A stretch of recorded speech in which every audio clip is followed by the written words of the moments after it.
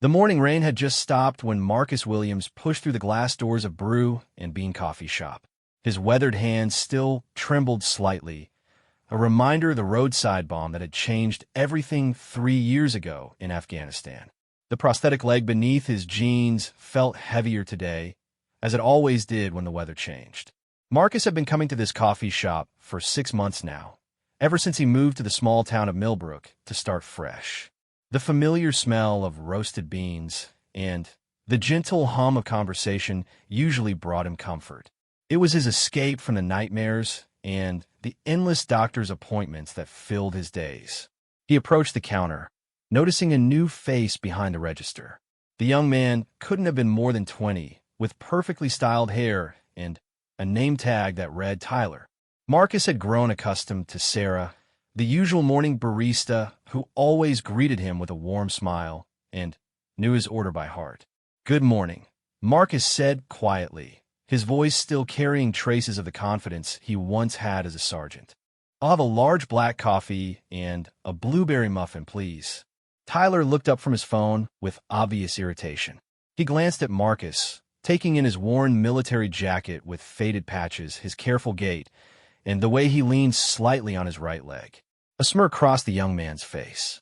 "Yeah, sure, whatever," Tyler said dismissively, not bothering to hide his disdain. He turned to the coffee machine with exaggerated slowness, as if Marcus's presence was somehow inconveniencing him. Marcus felt a familiar knot form in his stomach. He recognized that look, that tone. It was the same expression he'd seen too many times since returning home. The mixture of discomfort and judgment that some people couldn't hide when they encountered a wounded veteran. The coffee shop was moderately busy, with several customers sitting at tables and a few people in line behind Marcus. A young mother with her toddler stood nearby, the child clutching a small stuffed dog. An elderly couple shared a newspaper by the window, and 2 college students typed away on their laptops in the corner. Tyler took his time preparing the coffee, deliberately moving slowly as he poured the dark liquid into a paper cup. When he turned back to Marcus, his expression had grown even more contemptuous. "That'll be $8.50, Tyler announced loudly, his voice carrying across the coffee shop. Several heads turned in their direction.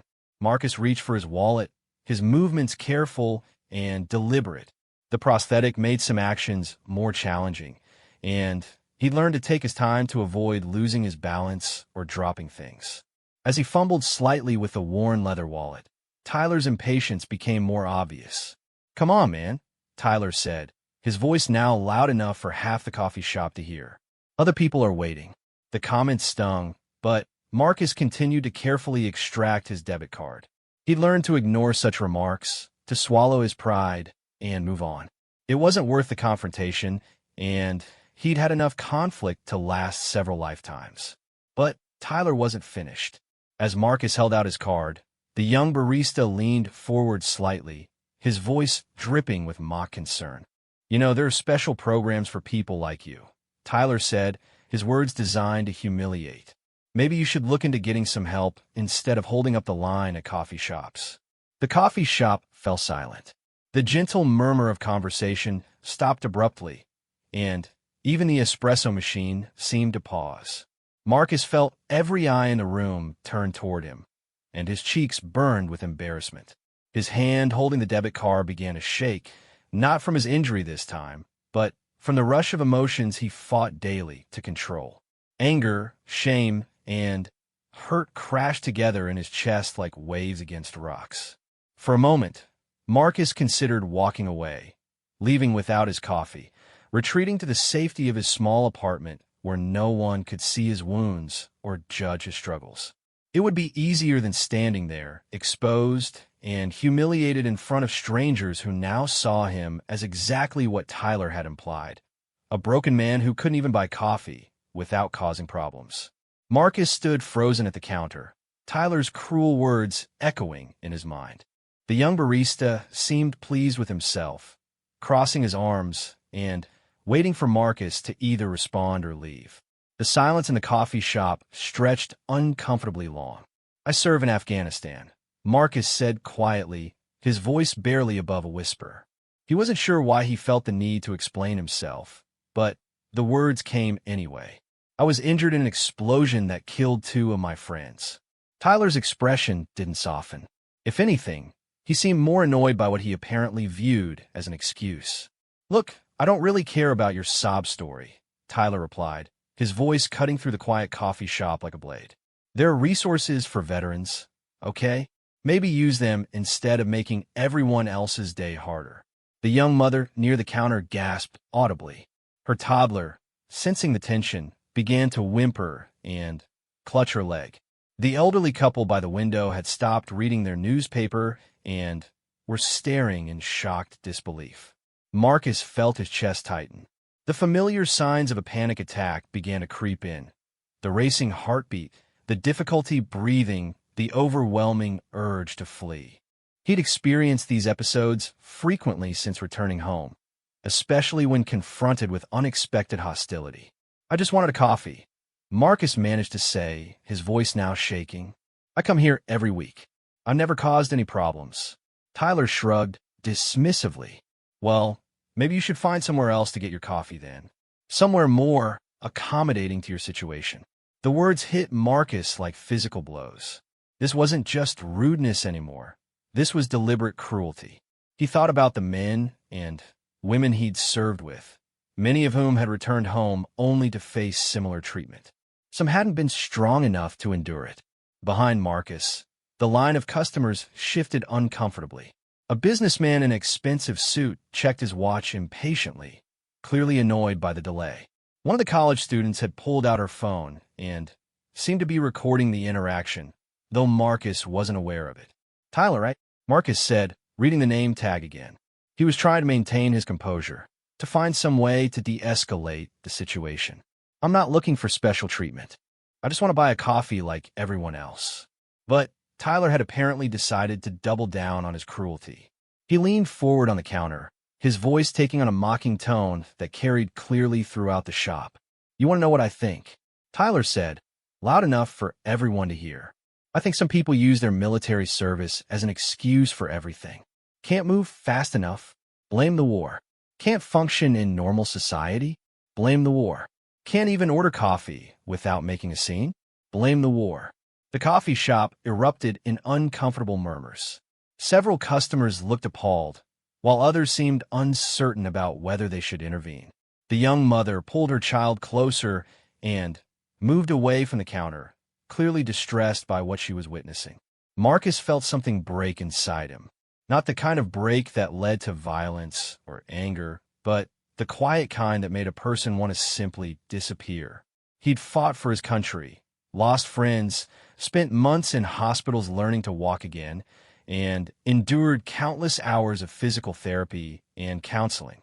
And now he was being publicly humiliated by a kid who probably had never faced a single real challenge in his life. You know what? Marcus said, his voice growing stronger despite the pain in his chest. You're right. I should find somewhere else to get my coffee. He turned to leave, his prosthetic leg making his movement slightly awkward. The shame was overwhelming, but he was determined to maintain whatever dignity he could. As he took his first step toward the door, he heard Tyler's voice behind him. Yeah, that's what I thought, Tyler called out, apparently unable to resist one final insult. Maybe next time think about whether you can handle simple tasks before you leave the house. The young mother near the door actually gasped in horror. The businessman in the expensive suit was now staring at Tyler with obvious disgust. Even the college students had stopped typing and were watching the scene unfold with expressions of shock and disbelief. Marcus paused at the door, his hand on the handle. For just a moment, he considered turning around and confronting Tyler directly. He thought about all the training he'd received, all the leadership skills he'd developed during his years of service. He could put this arrogant young man in his place with words that would cut deeper than any insult Tyler could devise. But Marcus was tired. Tired of fighting, tired of explaining himself, tired of trying to fit into a world that seemed determined to remind him that he was damaged. He pushed through the door and stepped out into the gray morning, leaving his dignity scattered across the coffee shop floor like the pieces of his old life. Marcus stood outside Brew and Bean, the cool morning air filling his lungs as he tried to calm his racing heart. The familiar weight of shame pressed down on his shoulders like a heavy pack. He leaned against a nearby lamppost, fighting the urge to simply walk away and never return to this part of town. Inside the coffee shop, the atmosphere had shifted dramatically. What had started as a typical busy morning had become something entirely different. The customers who remained seemed stunned by what they'd witnessed, and an uncomfortable tension filled the air. Tyler, seemingly oblivious to the impact of his behavior, had turned his attention to the next customer in line. The businessman in the expensive suit stepped forward, but instead of placing an order, he stared at the young barista with undisguised disgust. "I've never seen anything so unprofessional in my life," the businessman said, his voice cold and measured. "What you just did to that man was absolutely disgraceful." Tyler rolled his eyes, clearly annoyed that his actions were being questioned. "Look, I don't need a lecture from customers. Do you want to order something or not?" The businessman shook his head and turned away from the counter, heading toward the door. As he passed the young mother with her toddler, he paused and spoke loudly enough for the entire shop to hear. "I'll be taking my business elsewhere," he announced, "and I'll be sure to tell my colleagues about what I witnessed here today." The college student who had been recording the interaction was now frantically typing on her phone, likely posting the video to social media. Her friend leaned over to watch, her face expressing shock and anger at what she'd captured. Behind the counter, Tyler was beginning to realize that his behavior might have consequences. The line of customers was dispersing, with several people simply leaving without ordering. The elderly couple by the window was engaged in heated, whispered conversation, occasionally glancing toward the counter with expressions of disapproval. What Tyler didn't know was that the owner of Brew and Bean, Elena Rodriguez, was in the back office reviewing inventory reports where she heard raised voices from the front of the store. Elena had built her business on the principles of community, respect, and kindness. She hired local young people and prided herself on creating an environment where everyone felt welcome. Elena had noticed the veteran who came in regularly over the past months. She'd observed his quiet demeanor, his careful movements, and the way he always said please and thank you, even when he was clearly struggling with pain or anxiety. She made a mental note to introduce herself properly, but had been waiting for the right moment. The raised voices from the front of the store became more distinct, and Elena could hear Tyler's dismissive tone clearly through her office door. She frowned, setting down her paperwork and moving toward the main area of the coffee shop. As she emerged from the back, Elena caught the tail end of Tyler's final insult to Marcus. She watched in horror as the veteran walked toward the door, his shoulders slumped in defeat.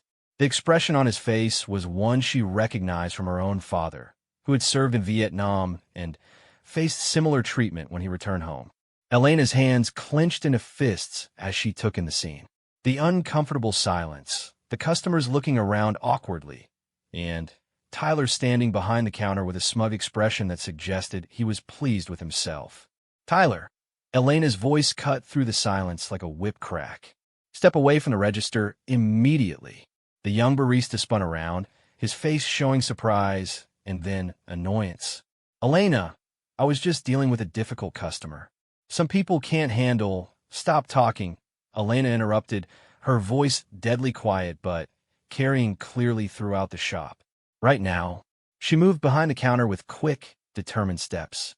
Tyler had never seen his boss look so angry, and for the first time since the interaction began, he seemed to realize he might be in serious trouble. Elena turned to address the remaining customers, her voice apologetic but strong. "I want to personally apologize to everyone who witnessed what just happened. The behavior you saw does not represent the values of this establishment or the way we treat our customers." The young mother nodded appreciatively, though she was still visibly upset. The college students stopped their typing and looked up with interest. Even the elderly couple seemed to relax slightly at Elena's words. "That veteran who was just humiliated in my store," Elena continued, her voice growing stronger, "is exactly the kind of customer we're honored to serve. He's been coming here for months, always polite, always respectful, never causing any problems. And He was just treated with a level of cruelty that I find absolutely unacceptable.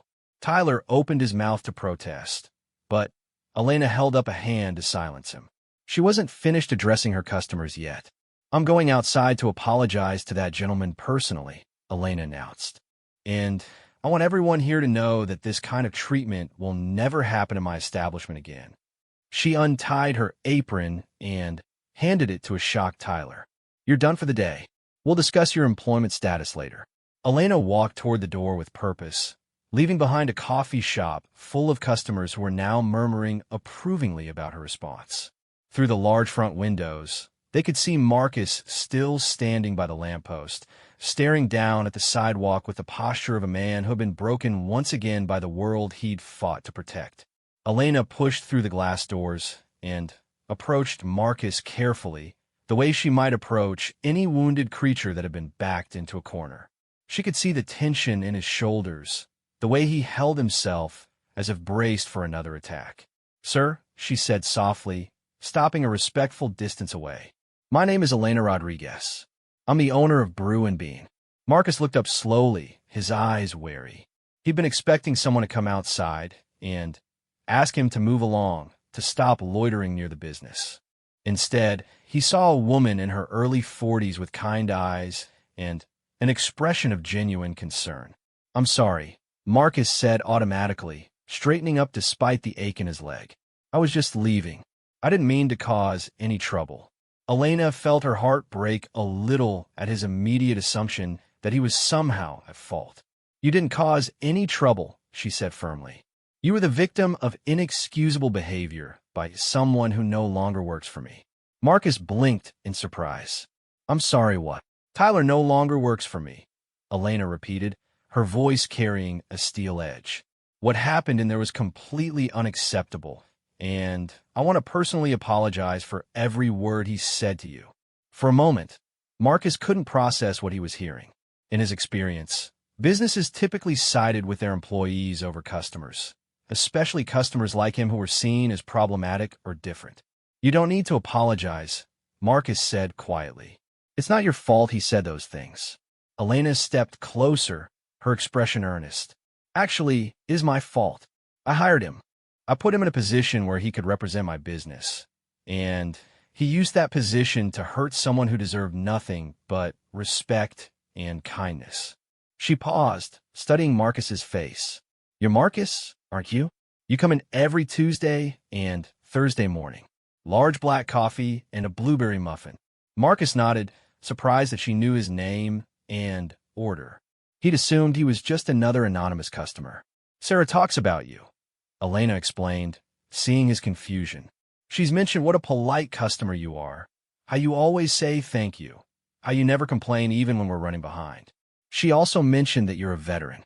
The word veteran made Marcus tense slightly, waiting for the usual awkward response that followed such revelations. But Elena's expression remained warm and respectful. My father served in Vietnam, Elena continued. He came home to a country that didn't always treat him well. I learned from watching him that the measure of a society isn't how it treats its powerful citizens, but how it treats those who've sacrificed for others. Marcus felt an unexpected emotion rising in his chest. It had been so long since someone had spoken to him with such genuine respect and understanding. I want to make this right, Elena said. But first, I need you to know that Tyler's words don't represent how this community feels about you or your service. As if to emphasize her point, several customers had emerged from the coffee shop and were standing nearby. The young mother approached hesitantly, her toddler still clinging to her hand. Excuse me, she said to Marcus, her voice soft but determined. I just wanted to say thank you for your service, and I'm so sorry about what happened in there. That young man was completely wrong. The businessman who had left without ordering had returned and was standing by his car. He walked over and extended his hand to Marcus. I'm Robert Chen. I wanted to add my thanks as well. What you experienced today was disgraceful, but please know that there are many of us who appreciate what you've done for our country. One by one, the other customers from the coffee shop came outside. The elderly couple introduced themselves as Frank and Dorothy Patterson, both children of World War II veterans. The college students, Emma and Jessica, apologized for not speaking up sooner and thanked Marcus for his service. Marcus stood in amazement as this impromptu gathering formed around him on the sidewalk. For months, he'd felt invisible in this town, just another damaged person trying to get by. Now he was surrounded by people who saw him not as a burden or a problem, but as someone worthy of respect and gratitude. Elena watched the scene with satisfaction, but she wasn't finished. "Marcus," she said, drawing his attention back to her. "I'd like to offer you something, if you're interested." "You don't need to offer me anything," Marcus protested. "You've already done more than enough." "Actually, I think I do need to offer you something," Elena replied with a small smile. "You see, I've been looking for someone to help me with some projects around the coffee shop. Someone reliable, someone with leadership experience, someone who understands the value of treating people with respect." Marcus looked confused. "I'm not sure what you mean." Elena's smile widened. "I mean, I'd like to offer you a job, if you're interested. Part-time at first, maybe more later if it works out. I need someone to help with inventory management, staff training, and customer relations. Your military experience would be invaluable." The suggestion caught Marcus completely off guard. He'd been unemployed since his discharge from the hospital, living on disability payments, and struggling to find his place in civilian life. The idea that someone would not only want to hire him, but would see his military background as an asset rather than a liability was almost too much to comprehend. I don't know what to say," Marcus stammered. "Say you'll think about it," Elena suggested. "But first, let me get you that coffee and muffin you came for. On the house, of course. And from now on, whenever you come into Brew and Bean, your order is free. It's the least I can do." As the group began to move back toward the coffee shop, Marcus felt something he hadn't experienced in years. Hope. Not just for a job or free coffee, but for the possibility that he might finally have found a place where he belonged. 6 months later, Marcus Williams stood behind the counter of Brew and Bean, training a new employee on the proper way to prepare specialty drinks. His name tag now read Marcus, Assistant Manager, and his military bearing had returned, though tempered with the patience and wisdom that came from understanding both hardship and redemption.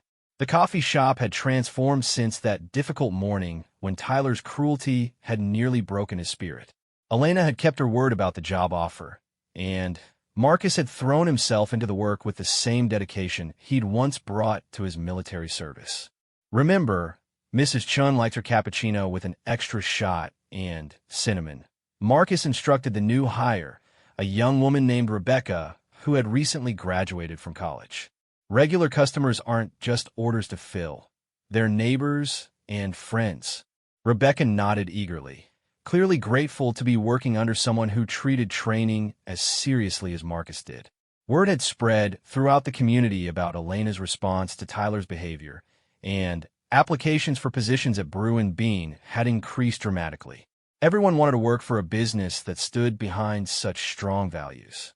The morning rush was beginning to build, and Marcus moved efficiently between helping customers and supervising Rebecca's training. His prosthetic leg no longer seemed like a burden. Instead, it was simply part of who he was, neither hidden nor displayed, just accepted. The bell above the door chimed, and Marcus looked up to see a familiar face. Robert Chun, the businessman who had been in the shop that terrible morning, entered with a slight smile.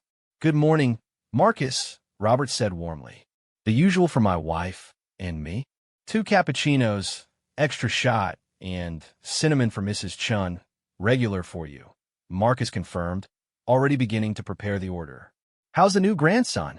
Robert beamed. "Growing like a weed. Sarah's bringing him by later this week, so everyone can meet him."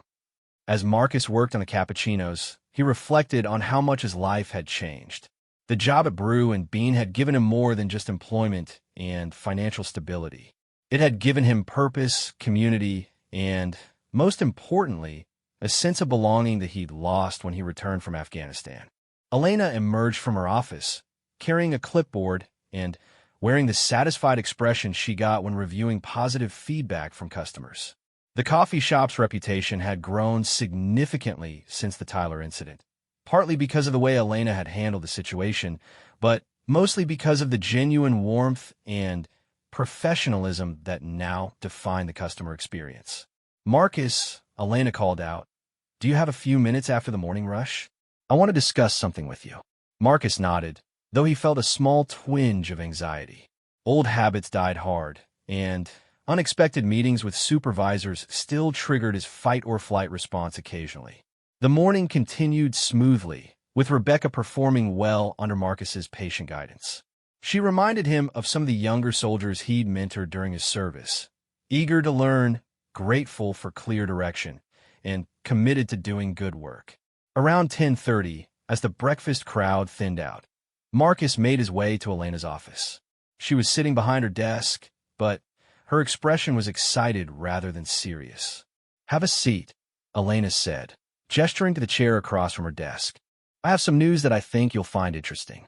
Marcus settled into the chair, his curiosity overcoming his apprehension. "I got a call yesterday from the Regional Chamber of Commerce," Elena began. "They want to present you with an award at next month's Business Appreciation Dinner." "An award?" Marcus looked confused. "For what?" Elena smiled. "For excellence in customer service and community leadership. Apparently, several of our regular customers nominated you. They cited your professionalism, your mentoring of new employees, and your positive impact on the coffee shop's reputation." Marcus sat in stunned silence. 6 months ago, he'd been publicly humiliated and made to feel like a burden on society. Now he was being recognized for excellence by the business community. "There's more," Elena continued. "The Chamber also wants to feature your story in their monthly newsletter. Not the incident with Tyler, but your journey from customer to employee to assistant manager. They think it's an inspiring example of how businesses can support veterans and how veterans can contribute to their communities." "I don't know if I'm comfortable with publicity," Marcus admitted. "I've never seen myself as inspiring." Elena leaned forward, her expression earnest. "Marcus, do you remember what you told me a few weeks ago about feeling like you didn't have a purpose anymore after your injury?" Marcus nodded. It had been during a particularly difficult day when his phantom pain was bothering him, and he'd been struggling with self-doubt. "Well, I want you to know that you've found your purpose," Elena said firmly. "You've created a training program that has improved our customer service dramatically. You've mentored 3 new employees who all say you're the best supervisor they've ever had. And most importantly, you've shown every customer who walks through that door what respect and professionalism look like." She paused, letting her words sink in. "But beyond all that, you've shown this community that veterans aren't broken people who need to be managed or tolerated. You've demonstrated that military experience creates leaders, problem solvers, and dedicated workers." Marcus felt tears forming in his eyes, though he tried to maintain his composure. "I just try to do a good job." "Exactly," Elena said with a smile. "You try to do a good job, and in doing so, you've made all of our jobs better. You've made our customers' experiences better, and you've made this community a little bit better." As Marcus walked back to the front counter, he caught sight of his reflection in the large window that faced the street. The man looking back at him stood straight and confident, no longer trying to hide or minimize his presence. His military bearing was evident, but softened by genuine warmth and contentment. Rebecca was handling the register competently, applying the lessons Marcus had taught her about treating each customer as an individual rather than just another transaction. A line of regular customers waited patiently, many of them people who had become friends over the past months. Marcus thought about Tyler, wondering where the young man had ended up and whether he'd learned anything from the experience. He hoped so, because everyone deserved the chance to grow and improve, just as he himself had been given that chance. The bell above the door chimed again, and Marcus looked up to see a young veteran in a wheelchair wearing a jacket that identified him as recently returned from overseas deployment. The man looked uncertain, almost afraid, as he surveyed the coffee shop. Marcus walked over immediately, his smile genuine and welcoming. "Good morning," he said warmly. "Welcome to Brew and Bean. What can we get started for you today?" The young veteran's expression relaxed slightly at Marcus's tone and bearing. "I just moved to town," he said quietly. "I heard this was a good place." "It is," Marcus assured him. "It's a very good place, and we're glad you're here." As Marcus took the young man's order, he realized that Elena had been right about finding his purpose. His mission now wasn't so different from what it had been in Afghanistan, protecting and serving others, making sure no one was left behind, and creating something better for the next person who might need it. The cycle of respect, kindness, and community that Elena had started with her decision to fire Tyler and hire Marcus was now continuing, one customer and one day at a time. And Marcus Williams, the veteran who had once felt broken and unwelcome, was now the one helping others find their place in a world that sometimes forgot the value of simple human dignity.